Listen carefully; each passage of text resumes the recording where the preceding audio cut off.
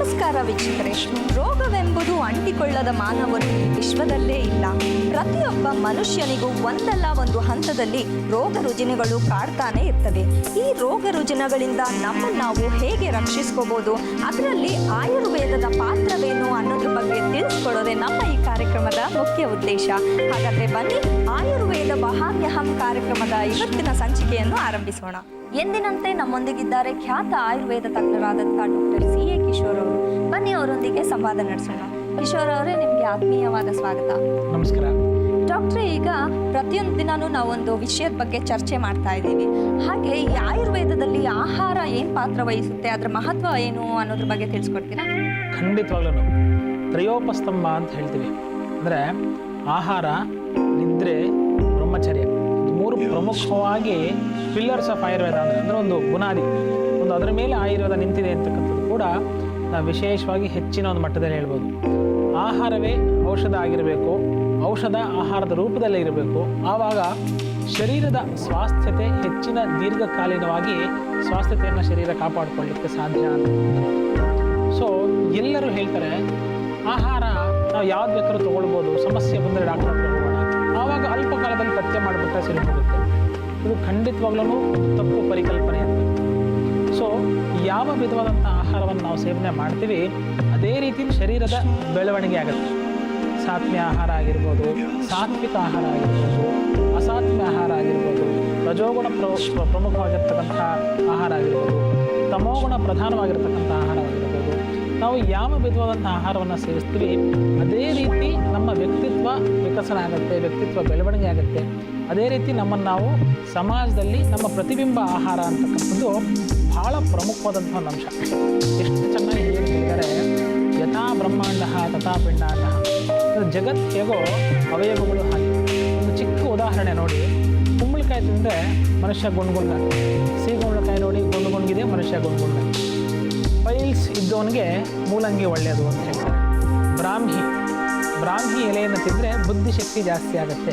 Structure of ಬ್ರಾಹ್ಮಿ ನೋಡಿ, ಒಬ್ಬ ಮನುಷ್ಯನ ಮೆದುಳಿನ ಆಕಾರದಲ್ಲೇ ಆ ಎಲೆ ನಿರೂಪಿತಗೊಂಡಿರುತ್ತೆ. ಹಾಗೆಯೇ ಮಧುಮೇಹಕ್ಕೆ ಸಂಬಂಧಪಟ್ಟ ಹಾಗೆ ಹಾಗಲಕಾಯಿನ ತೊಗೊಂಡ್ರೆ ತುಂಬ ಒಳ್ಳೆಯದು ಅಂತ. ಹಾಗಲಕಾಯಿ ನಮ್ಮ ಮೇಧೋಜೀರಕ ಗ್ರಂಥಿ, ಪ್ಯಾಂಕ್ರಿಯಾಸ್ ಅಂತ ನಾವು ಕರಿತೀವಿ, ಯಾವುದು ಇನ್ಸುಲಿನನ್ನು ಶರೀರದ ಒಳಗೆ ನೈಸರ್ಗಿಕವಾಗಿ ಉತ್ಪನ್ನ ಮಾಡ್ತದೆ ಅದು ಮೇಧೋಜೀರಕ ಗ್ರಂಥಿ. ಮೇಧೋಜೀರಕ ಗ್ರಂಥಿಗೂ ನಮ್ಮ ಹಾಗಲಕಾಯಕ್ಕೂ ಅನೇಕ ವಿಧವಾದಂತಹ ಹೋಲಿಕೆಗಳು ಸ್ಟ್ರಕ್ಚರಲಿ. ಸೊ ತುಲನಾತ್ಮಕವಾಗಿ ನಾವು ಅದರ ಒಂದು ಸ್ಟ್ರಕ್ಚರನ್ನು ನೋಡಿದಾಗ ಒಂದೇ ರೀತಿಯಲ್ಲಿ ಇರ್ತಕ್ಕಂಥ ಒಂದು ಇದರಿಂದ ಅದನ್ನು ತೊಗೊಂಡ್ರೆ ಇದಕ್ಕೆ ಒಳ್ಳೆಯದು, ಇದನ್ನು ತೊಗೊಳ್ಳೋದ್ರಿಂದ ಜಾಸ್ತಿ ಆಗುತ್ತೆ.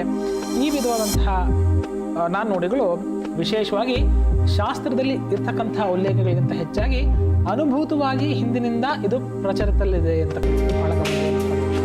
ಸೊ ಹೀಗಾಗಿ ಯಾವ ಮನುಷ್ಯ ಅವನ ದುಡಿಮೆಗೆ ಅಥವಾ ಎಷ್ಟು ಶಕ್ತಿಯ ಅವನು ಖರ್ಚು ಮಾಡ್ತಾನೆ ಅದಕ್ಕೆ ಅನುಗುಣವಾಗಿ, ಹಾಗೆಯೇ ಅವನ ಒಂದು ಪ್ರಾದೇಶಿಕವಾಗಿ ಯಾವ ಒಂದು ಪ್ರಾಬಲ್ಯತೆ ಇರುತ್ತೆ ಅದಕ್ಕೆ ಅನುಗುಣವಾಗಿ ಆಹಾರವನ್ನು ದೀರ್ಘಕಾಲದಲ್ಲಿ ಸೇವನೆ ಮಾಡಬೇಕು, ಬಹಳ ಸೂಕ್ತ.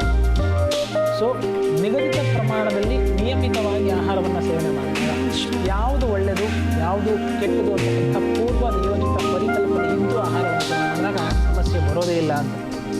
ಇಷ್ಟೆಲ್ಲ ಆಗಿಯೂ ಸಮಸ್ಯೆ ಬರ್ತದೆ, ಯಾಕಂದರೆ ಪ್ರಜ್ಞಾಪರಾಧ ಅಂತ ಹೇಳ್ತೀವಿ.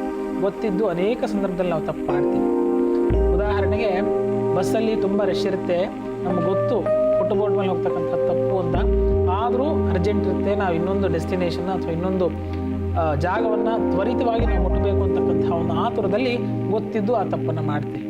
ಹಾಗೆ ಅನೇಕ ಉದಾಹರಣೆಗಳಿಂದ ಪ್ರಜ್ಞಾಪರಾಧವನ್ನು ನಾವು ಮಾಡ್ತಾ ಬರ್ತಿರ್ತೀವಿ. ಸೊ ಹೀಗಾಗಿ ಅನೇಕ ಸಂದರ್ಭದಲ್ಲಿ ಕಾಯಿಲೆಗಳು ಬರ್ತವೆ. ಹೌದು, ಸೊ ಕಾಯಿಲೆಗಳಿಗೆ ಔಷಧಿ ಎಷ್ಟು ಪ್ರಮುಖವೋ ಆಹಾರವೂ ಅಷ್ಟೇ ಪ್ರಮುಖ. ಅನೇಕ ಸಂದರ್ಭದಲ್ಲಿ ಔಷಧಿಗಳನ್ನು ಪರಿಪಾಲನೆ ಮಾಡ್ತಕ್ಕಂಥ ಸಂದರ್ಭದಲ್ಲಿ ಸಮಸ್ಯೆ ಹತೋಟಿಯಲ್ಲಿರುತ್ತೆ ಅಥವಾ ನಿಯಂತ್ರಣದಲ್ಲಿರುತ್ತೆ ಅಂತಕ್ಕಂಥದ್ದು.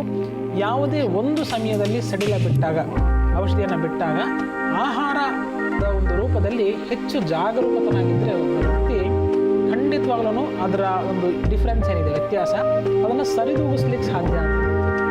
ಸೊ ಇವಾಗ ಒಂದು ಸಿಂಪಲ್ ಎಕ್ಸಾಂಪಲ್ಲು, ಮಧುಮೇಹಿ ಅಥವಾ ಪ್ರಮೇಹಿ ಅಥವಾ ಒಂದು ಡಯಾಬಿಟಿಕ್ ಪೇಷಂಟಿಗೆ ನಾವು ಔಷಧಿ ಕೊಡ್ತೀವಿ, ನೀವು ಎಷ್ಟು ಬೇಕಾದ್ರೂ ಸ್ವೀಟ್ ತಿನ್ಕೊಳ್ಳಿ ಆಹಾರದಲ್ಲಿ ಅಂದರೆ ಅರ್ಥವೇ ಇಲ್ಲ. ಸೊ ಔಷಧಿ ಎಷ್ಟು ಪ್ರಮುಖವೋ ಆಹಾರವೂ ಅಷ್ಟೇ ಪ್ರಮುಖ ಅಂತ. ಹಾಗೆಯೇ ಒಬ್ಬ ರಕ್ತದೊತ್ತಡ ಇರತಕ್ಕಂತಹ ಪೇಷಂಟ್ಗೆ ಹೆಚ್ಚಿನ ಪ್ರಮಾಣದಲ್ಲಿ ಸೋಡಿಯಂ ಇರೋದು ತಿನ್ನಬೇಡಿ ಅಂತ ಹೇಳಿ. ಸೊ ಅದು ಆಹಾರದಲ್ಲಿರ್ತಕ್ಕಂತಹ ಪ್ರಮುಖವಾದಂತಹ ಒಂದು ಬದಲಾವಣೆ ಮಾರ್ಪಾಡು ಅವ್ನು ತಂದ್ಕೊಳ್ಬೇಕು ಅಂತ. ಸೊ ಕೆಲವೊಂದು ಸಂದರ್ಭದಲ್ಲಿ ಏನಾಗುತ್ತೆ, ಔಷಧಿ ಕೊಡ್ತಾರಲ್ಲ ಡಾಕ್ಟ್ರು, ಮತ್ತು ಡಾಕ್ಟ್ರ್ ಹತ್ರ ಯಾಕೆ ಹೋಗಬೇಕು? ಒಬ್ಬ ವೈದ್ಯನ ಹತ್ರ ಹೋಗಿ ವೈದ್ಯನ ಬುದ್ಧಿವಂತಿಕೆಯ ಒಂದು ಪ್ರಯೋಜನವನ್ನು ನಾವು ಪಡೆಯೋದಾದರೂ ಹೇಗೆ? ಸೊ ಹೀಗಾಗಿ ನಾವು ಏನನ್ನು ಬೇಕಾದ್ರೂ ತಿನ್ಬೋದು, ಎಷ್ಟನ್ನು ಬೇಕಾದ್ರೂ ತಿನ್ಬೋದು, ನಮ್ಮನ್ನು ಸರಿ ಮಾಡ್ತಕ್ಕಂಥದ್ದು ಒಬ್ಬ ವೈದ್ಯನ ಕರ್ತವ್ಯ ಅಂತಕ್ಕಂಥದ್ದು ಅನೇಕರವಾದ. ಸೊ ಹೀಗಾಗಿ ಡೆಫಿನೆಟ್ಲಿ ಖಂಡಿತವಾಗ್ಲೂ ಪ್ರಾರಂಭಿಕ ಹಂತದಲ್ಲೇ ಆರೋಗ್ಯದ ಬಗ್ಗೆ ಒಲವನ್ನು ತೋರಿಸಿ, ಆಸಕ್ತಿಯನ್ನು ತೋರಿಸಿ, ಗಮನವನ್ನು ತೋರಿಸಿ, ವಿಚಾರಾತ್ಮಕ ದೃಷ್ಟಿಯಿಂದ ವಿವೇಚನಾತ್ಮಕವಾಗಿ ನಾವು ಆಹಾರವನ್ನು ಸೇವನೆ ಮಾಡಿದರೆ ಸಮಸ್ಯೆ ಬರೋದೇ ಇಲ್ಲ.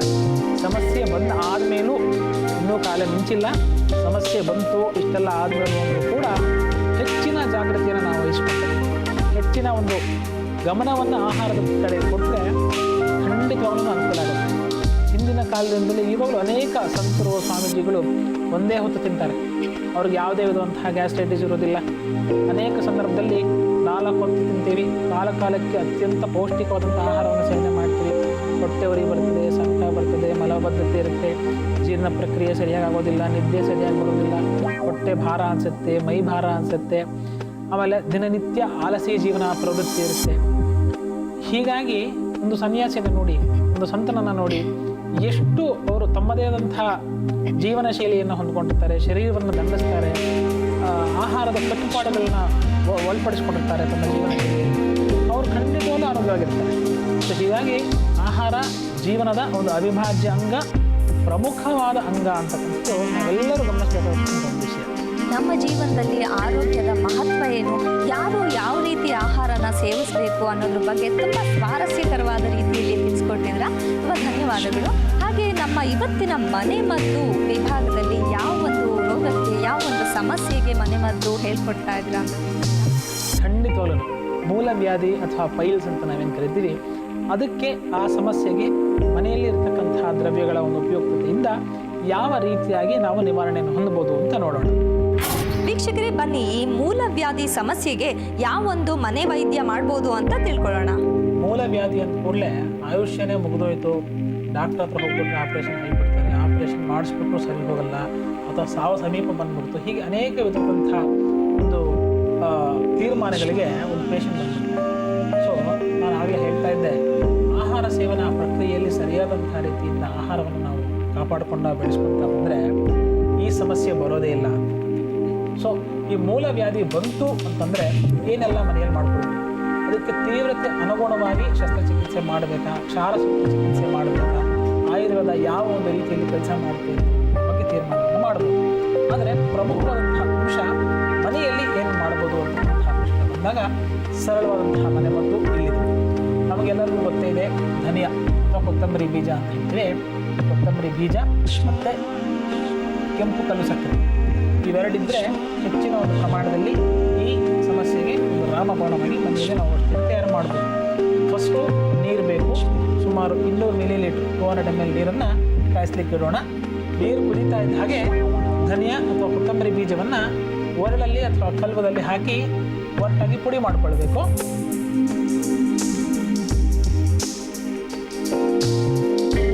ನೀರು ಕುದೀತಾ ಇದೆ, ಅದೇ ಒಂದು ಸಂದರ್ಭ, ನೀರು ಕುದ್ದಾದ್ಮೇಲೆ ಧನಿಯಾ ಪುಡಿಯನ್ನು ನೀರಿಗೆ ಹಾಕ್ತಕ್ಕಂಥದ್ದು, ಒರಳಲ್ಲಿ ಕುಟ್ಟಿ ಪುಡಿ ಮಾಡ್ಕೊಂಡಿದ್ದೀವಿ ಈಗ ಧನಿಯಾವನ್ನು.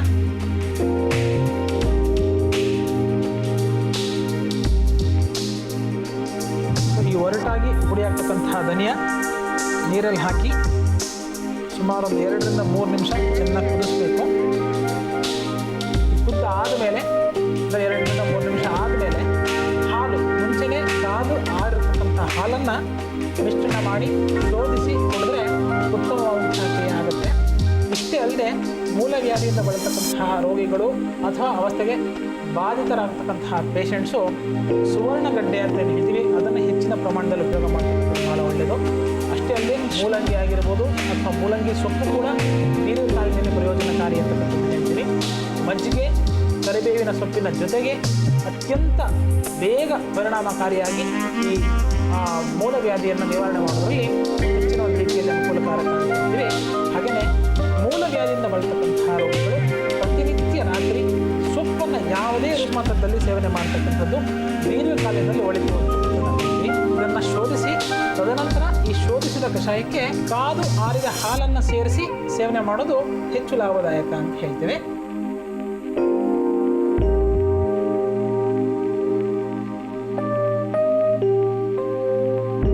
ಈಗ ಕಷಾಯ ರೆಡಿಯಾಗಿದೆ. ಕಷಾಯಕ್ಕೆ 1 ಚಮಚದಷ್ಟು ಕೆಂಪು ಕಲ್ಸಕ್ಕರೆಯನ್ನು ಹಾಕ್ತೇವೆ. ಈ ಕೆಂಪು ಕಲ್ಸಕ್ಕರೆ ಹಾಕಿದ ಮೇಲೆ ಕಾದು ಆರಿದ ಹಾಲನ್ನು ಬೆರೆಸೋಣ.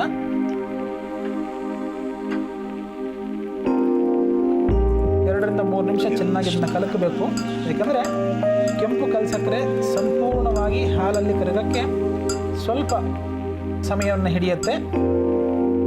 ಕೆಂಪು ಕಲ್ಲು ಸಕ್ಕರೆ, ಧನಿಯಾ ಕಷಾಯ, ಸ್ವಲ್ಪ ಹಾಲು, ಈ ಮಿಶ್ರಣವೇ ಈ ನಮ್ಮ ಕಣ್ಣು ಮುಂದಿರತಕ್ಕಂಥ ಒಂದು ಪೇಯ. ಮೂಲವ್ಯಾಧಿಗೆ ಮನೆ ಔಷಧ ಮಾಡಲು ಬೇಕಾಗುವ ಸಾಮಗ್ರಿಗಳು: ಧನಿಯಾ, ಕೆಂಪು ಕಲ್ಲು ಸಕ್ಕರೆ, ಹಾಲು. ಮಾಡುವ ವಿಧಾನ: 200 ml ನೀರನ್ನು ಕಾಯಲು ಇಟ್ಟು ಧನಿಯಾವನ್ನು ಪುಡಿ ಮಾಡಿಕೊಳ್ಳಬೇಕು. ನೀರು ಕುದ್ದ ನಂತರ ಧನಿಯಾ ಪುಡಿಯನ್ನು ಹಾಕಿ 2 ರಿಂದ 3 ನಿಮಿಷ ಕುದಿಸಬೇಕು. ಈ ಮಿಶ್ರಣವನ್ನು ಶೋಧಿಸಿ ಅದಕ್ಕೆ 1 ಚಮಚದಷ್ಟು ಕೆಂಪು ಕಲ್ಲ ಸಕ್ಕರೆಯನ್ನು ಹಾಕಿ ಜೊತೆಗೆ ಕಾದು ಆರಿದ ಹಾಲನ್ನು ಬೆರೆಸಿ ಚೆನ್ನಾಗಿ ಕಲಸಿದರೆ ಮೂಲವ್ಯಾಧಿಗೆ ಮನೆ ಔಷಧ ಸಿದ್ಧ. ವಿರಾಮದ ನಂತರ ಮತ್ತೊಮ್ಮೆ ನಿಮಗೆಲ್ಲ ಆಯುರ್ವೇದ ವಹಾಮ್ಯಹಂ ಕಾರ್ಯಕ್ರಮಕ್ಕೆ ಸ್ವಾಗತ. ಬನ್ನಿ, ವೈದ್ಯರು ಮೂಲವ್ಯಾಧಿಗೆ ಸಂಬಂಧಪಟ್ಟಂತೆ ಮತ್ತೊಂದು ಯಾವುದು ಪರಿಣಾಮಕಾರಿಯಾದ ಔಷಧಿ ತಿಳಿಸ್ತಾರೆ ಅಂತ ನೋಡೋಣ. ಮೂಲವ್ಯಾಧಿ ಅಂದ್ಕೊಳ್ಳೆ ಗ್ರಾಮೀಣ ಪ್ರದೇಶಗಳಲ್ಲಿ ಹಲವಾರು ಸಹಸ್ರಾರು ಮನೆಗಳು ಅಷ್ಟು ದೀರ್ಘಕಾಲೀನವಾದಂತಹ ಸಮಸ್ಯೆ, ಅಷ್ಟು ಶತಮಾನಗಳಿಂದಲೂ ಅನೇಕ ಜನರಿಗೆ ಹಿಂಸಿಸ್ತಾ ಇರ್ತಕ್ಕಂತಹ ಹರ್ಷ ಅಂದರೆ ಅರಿವನ್ನು ಶತ್ರುವಿನ ಹಾಗೆ ಬಾಧಿಸ್ತಕ್ಕಂಥದ್ದು ಈ ಹರ್ಷ ಅಥವಾ ಮೂಲವ್ಯಾಧಿ. ಮನುಷ್ಯನಿಗೆ ಒಂದು ನಿಜವಾದ ಶತ್ರುವೇ ಈ ಮೂಲವ್ಯಾಧಿ ಅಂತ ಹೇಳ್ತೀವಿ. ಸೊ ಆ ಮೂಲವ್ಯಾಧಿಗೆ ಮತ್ತೊಂದು ಮನೆ ಮದ್ದು ಏನೆಲ್ಲ ಮಾಡ್ಬೋದು ಅಂದರೆ, ಫಸ್ಟ್ ನಮಗೆ ನೆನಪು ಬರ್ತಕ್ಕಂಥದ್ದು ಕರಿ ಎಳ್ಳು, ಕೆಂಪು ಕಲ್ಲು ಸಕ್ಕರೆ ಮತ್ತು ಹಾಲು. ಈ 3 ಮಿಶ್ರಣ ಮಾಡಿದರೆ ಈ ಮನೆ ಮದ್ದನ್ನು ನಾವು ತಯಾರು ಮಾಡ್ಬೋದು. ಫಸ್ಟು ಕರಿ ಎಳ್ಳನ್ನು ಬಾಣಲೆಗೆ ಸುಮಾರು 2 ಚಮಚದಷ್ಟು ಹಾಕಿ ಚೆನ್ನಾಗಿ ಹದವಾಗಿ ಹುರ್ಕೊಳ್ತಕ್ಕಂಥದ್ರ ಬಗ್ಗೆ ಹೆಚ್ಚಿನ ಒಂದು ಗಮನವನ್ನು ಹರಿಸಬೇಕು. ಈಗ ನಾವು ಇಲ್ಲಿ ಪ್ರದರ್ಶಿಸ್ತಾ ಇರ್ತಕ್ಕಂತಹ ಮನೆ ಮದ್ದನ್ನು ಹೊರತುಪಡಿಸಿ ಕರಿ ಎಳ್ಳು ಅನೇಕ ವಿಧವಾದಂತಹ ರೀತಿಯಿಂದ ಒಂದು ಮೂಲವ್ಯಾಧಿಗೂ ಉಪಯುಕ್ತವಾಗಿದೆ ಅಂತಕ್ಕಂಥದ್ದು. ಇದೇ ಕರಿ ಎಳ್ಳನ್ನು ಹುರಿದು ಬೆಣ್ಣೆ ಜೊತೆಗೆ ಕೂಡ ರಾತ್ರಿ ಊಟ ಆದ ಮೇಲೆ ಸೇವನೆ ಮಾಡ್ತಕ್ಕಂಥದ್ದು ಹೆಚ್ಚಿನ ಒಂದು ರೀತಿಯಲ್ಲಿ ಲಾಭದಾಯಕ, ಅನುಕೂಲಕಾರಕ ಅಂತ ಹೇಳ್ತೀವಿ. ಸೊ ವಿಶೇಷವಾಗಿ ವಯಸ್ಕರಲ್ಲಿ ಅಂದರೆ 50-60 ವರ್ಷ ಮೇಲ್ಪಟ್ಟವರು ಮೂಲವ್ಯಾಧಿ ಅಥವಾ ಪೈಲ್ಸಿಂದ ಬಳಲ್ತಾ ಇದ್ದರೆ ಅವರಿಗೆ ಹೆಚ್ಚಿನ ಒಂದು ರೀತಿಯಿಂದ ಈ ಕರಿ ಎಳ್ಳು, ಹುರಿದಿರ್ತಕ್ಕಂತಹ ಕರಿ ಎಳ್ಳು ಸುಮಾರು ಅರ್ಧ ಚಮಚ, ಪರಿಶುದ್ಧವಾದಂತಹ ಬೆಣ್ಣೆ ಸುಮಾರು 1 ಚಮಚದಷ್ಟು ರಾತ್ರಿ ಊಟ ಆದಮೇಲೆ ಮಲಗಲಿಕ್ಕಿಂತ ಮುಂಚೆ ಸೇವನೆ ಮಾಡ್ತಕ್ಕಂಥದ್ದು ಹೆಚ್ಚಿನ ಒಂದು ರೀತಿಯಲ್ಲಿ ಅನುಕೂಲಕಾರಕ. ಇನ್ನೊಂದು ಮಲಬದ್ಧತೆ ಕೂಡ ಜೋಡಣಾತ್ಮಕವಾಗಿ ಈ ಹರ್ಷ ಅಥವಾ ಪೈಲ್ಸ್ ಅಥವಾ ಮೂಲವ್ಯಾಧಿಯ ಜೊತೆಗೆ ಅಂಟಿಕೊಂಡೇ ಬಂದಿರುತ್ತೆ. ಅವರಿಗೆ ಸರಿಯಾದಂಥ ರೀತಿಯಿಂದ ಮಲ ಪ್ರವೃತ್ತಿ ಆಗೋದೇ ಇಲ್ಲ ಅಂತಕ್ಕಂಥದ್ದು. ಅಂತಹ ಸಂದರ್ಭದಲ್ಲಿ ಇನ್ನೇನು ಮಲಗ್ತೀನಿ ಅನ್ನೋವಾಗ, ಅಂದರೆ ದೈನಂದಿನ ಕಾರ್ಯಚಟುವಟಿಕೆಗಳು ಸಂಪೂರ್ಣವಾಗಿ ಮುಗಿದ ಮೇಲೆ ಇನ್ನೇನು ಮಲಗ್ತೀನಿ ಅನ್ನೋವಾಗ ಸುಮಾರು 200 ರಿಂದ 250 ml ಬಿಸಿ ನೀರಿಗೆ ಒಂದು 1/4 ಅರ್ಧ ಚಮಚದಷ್ಟು ತುಪ್ಪವನ್ನು ಹಾಕಿ ಏನು ಮಲಗ್ತೀನಿ ಅನ್ನೋವಾಗ ಸೇವನೆ ಮಾಡೋದು ಕೂಡ ಅಷ್ಟೇ ಪ್ರಮಾಣದಲ್ಲಿ ಲಾಭದಾಯಕ ಅಂತ ಹೇಳ್ಬೋದು. ಈಗ ಕರಿ ಎಳ್ಳು ಚೆನ್ನಾಗಿ ಹುರ್ಕೊಂಡಿದ್ದೀವಿ. ಇದನ್ನು ಒಂದು ಪುಟ್ಟ ಬಟ್ಟಲಲ್ಲಿ ಹಾಕ್ಕೊಳ್ಳೋಣ. ಸೊ ಹುರಿದಿರ್ತಕ್ಕಂತಹ ಕರಿ ಎಳ್ಳು ಸುಮಾರು ಅರ್ಧ ಚಮಚದಷ್ಟು, ನುಣ್ಣಿಗೆ ಪುಡಿ ಮಾಡ್ತಕ್ಕಂತಹ ಕೆಂಪು ಕಲ್ಲು ಸಕ್ಕರೆ ಸುಮಾರು ಅರ್ಧದಿಂದ 1 ಚಮಚದಷ್ಟು, 150 ml ಕಾಯಿಸಿ ಆರಿಸಿದ ಹಾಲು. ಒಂದು ವಿಶೇಷವಾದಂತಹ ಅಂಶ ನೆನಪಿಟ್ಕೊಳ್ಬೇಕೇನು ಅಂದರೆ, ದೀರ್ಘಕಾಲೀನವಾಗಿ ಮಾಡಿಟ್ಕೊಳ್ಳೋಕ್ಕಾಗಲ್ಲ ಅಂತಕ್ಕಂಥದ್ದು. ಸೊ ಹೀಗಾಗಿ ತ್ವರಿತವಾಗಿ ಮಾಡಿಕೊಂಡು ಆ ಕ್ಷಣದಲ್ಲೇ ಆ ಹೊತ್ತಿಗೆ ಮಾತ್ರವೇ ಹೆಚ್ಚು ಲಾಭದಾಯಕವಾಗಿ ಉಪಯುಕ್ತಕರವಾಗ್ತಕ್ಕಂಥದ್ದು. ಇದಕ್ಕೆ ದೀರ್ಘಕಾಲೀನವಾದಂತಹ ಶೆಲ್ಫ್ ಲೈಫ್ ಇಲ್ಲ, ಸೊ ಭಾಳ ಹೊತ್ತು ಇರೋದಿಲ್ಲ. ಹೀಗಾಗಿ ಕರಿ ಎಳ್ಳು ಹೊಡೆದಿಟ್ಕೊಳ್ಬೋದು, ಕೆಂಪು ಕಲ್ಲು ಸಕ್ಕರೆಯನ್ನು ಪುಡಿ ಮಾಡಿಟ್ಕೊಳ್ಬೋದು, ಹಾಲನ್ನು ಕಾಯಿಸಿಟ್ಕೊಳ್ಬೋದು. ಸೊ ಆ ಕ್ಷಣದಲ್ಲಿ ರಾತ್ರಿ ಅಥವಾ ಬೆಳಗ್ಗೆ 2 ಟೈಮಲ್ಲಿ ಸುಮಾರು 150 ml ಹಾಲಿಗೆ ಇದನ್ನು ಬೆರೆಸಿ ಕುಡಿಯೋದ್ರಿಂದ ಮೂಲವ್ಯಾಧಿ ಸಮಸ್ಯೆ ನಿವಾರಣೆ ಆಗಲಿಕ್ಕೆ ಹೆಚ್ಚಿನ ಒಂದು ರೀತಿಯಲ್ಲಿ ಅವಕಾಶ ಮತ್ತು ಅನುಕೂಲ ಆಗುತ್ತೆ ಅಂತ ಹೇಳ್ಬೋದು. ಮೂಲವ್ಯಾಧಿಗೆ ಮನೆ ಔಷಧ ಮಾಡಲು ಬೇಕಾಗುವ ಸಾಮಗ್ರಿಗಳು: ಕರಿ ಎಳ್ಳು, ಹಾಲು, ಕಲ್ಲು ಸಕ್ಕರೆ. ಮಾಡುವ ವಿಧಾನ: ಮೊದಲು ಒಂದು ಬಾಣಲೆಯಲ್ಲಿ 2 ಚಮಚದಷ್ಟು ಕರಿ ಎಳ್ಳನ್ನು ಹದವಾಗಿ ಹುರಿದುಕೊಳ್ಳಬೇಕು. ನಂತರ ಒಂದು ಬೌಲ್ನಲ್ಲಿ ಹುರಿದ ಎಳ್ಳಿನ ಜೊತೆಗೆ ಕೆಂಪು ಕಲ್ಲು ಸಕ್ಕರೆ 150 ml ಕಾದು ಆರಿದ ಹಾಲನ್ನು ಬೆರೆಸಿ. ಇದನ್ನು ಸೇವಿಸುವುದರಿಂದ ಮೂಲವ್ಯಾಧಿ ಕಡಿಮೆ ಆಗುವುದು.